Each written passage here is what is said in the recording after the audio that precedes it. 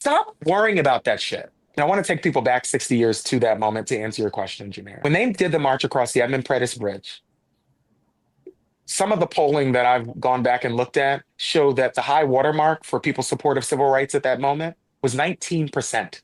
Okay. Polling was bad.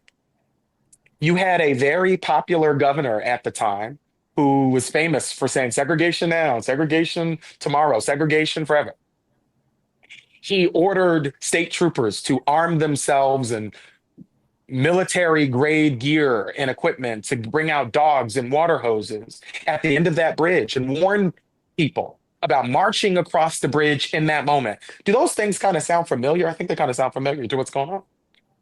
And the Yeah. people who marched across that bridge in that moment, over 600 people, homemakers, doctors, nurses, faith leaders, who did not know the outcome of what they were about to do. In fact, you had a bunch of people saying, do not do it. You're too loud. You're too boisterous. You're demanding too much. You're actually making it more difficult for us to get progress. Those things sound pretty familiar to me and what we're going through right now. And so they didn't march across the bridge with any understanding of what was going to happen. They didn't march Mhm. across the bridge knowing that, John Lewis was going to become this major figure and, the good trouble and all that. They didn't know any of that. They just knew that there was something worth fighting for. And I think in this moment, too many people are too interested in trying to understand who's going to get the credit. Okay. Who's going to be the main character in the story when the history books are written?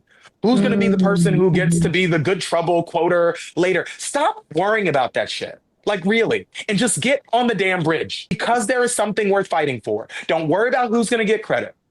Just get on the damn bridge. Do what you can where you are. Speak up where you are, where you can in this moment, and speak up about the issues that matter. And I am so damn proud that I think so many people are not giving themselves enough credit for the positive impact that they are having. And I hate to see people with their heads all down, all discombobulated because, their activism or their tweet or their vote didn't change everything overnight. But you are making progress in ways that you do not recognize in real time and that you won't be able to recognize until you have that hindsight.